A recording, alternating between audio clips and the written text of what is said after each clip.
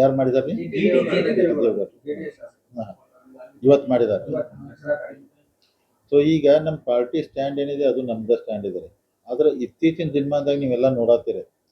ಉದಾಹರಣೆ ಮೊದಲ್ರಿ ಈಗೊಂದು 30 ವರ್ಷ 40 ವರ್ಷದಿಂದ ಯಾವುದೇ ಹೈಕೋರ್ಟ್ನಾಗ ಒಂದು ಪ್ರಕರಣ ಆದ್ರೆ ಒಬ್ಬರು ಮಿನಿಸ್ಟರ್ ವಿರುದ್ಧ ಒಂದು ಶಬ್ದ ಬಂದರೂ ರಾಜೀನಾಮೆ ಕೊಟ್ಟಿದ್ದಾರೆ. ಒಂದು ರೈಲ್ವೆ ಆಕ್ಸಿಡೆಂಟ್ ಆದರೂ ರಾಜೀನಾಮೆ ಅಂದ್ರೆ ನೈತಿಕತೆ ಹೊತ್ಕೊಂಡು ಅವಾಗೆಲ್ಲ ಮಾಡ್ತಿದ್ರೆ. ಈಗ ನೈತಿಕತೆ ಹೊತ್ತು ಯಾರೂ ಮಾಡ್ತಾ ಇಲ್ಲ. ಅಂದ್ರೆ ನಾನು ಯಾಕೆ ಮಾಡಬೇಕು, ಅವ್ರು ಮಾಡಿದಾರೇನ ಇವ್ರು ಮಾಡಿದಾರೆ. ಇನ್ನು ಅವ್ರವ್ರ ಮನಸ್ಸಿಗೆ ಬಿಟ್ಟಂತ ವಿಚಾರ. ಯಾಕಂದ್ರೆ ಕಾನೂನ್ದಾಗ FIR ಆದ ಕೂಡಲೇ ಮಾಡಬೇಕು, ರಿಸೈನ್ ಮಾಡ್ಬೇಕಂತ ಎಲ್ಲೂ ಹೇಳೋದಿಲ್ಲ. ಆದ್ರೆ ಒಬ್ರು ಅಂದ್ರೆ ಮುಖ್ಯ ಅವ್ರು ನಮ್ಮ ಪಾರ್ಟಿ ವಾದ ಅಂದ್ರೆ ಈಗ ಯಾಕಂದ್ರೆ ಲೋಕಾಯುಕ್ತ ಎಲ್ಲ ಅವ್ರ ಅಂಟರ್ದಾಗ ಇರೋದ್ರಿಂದ ಅಂದ್ರೆ ಫೇರ್ ಇನ್ವೆಸ್ಟಿಗೇಷನ್ ಆಗುದಿಲ್ಲ ಅನ್ನೋ ಮಾತು.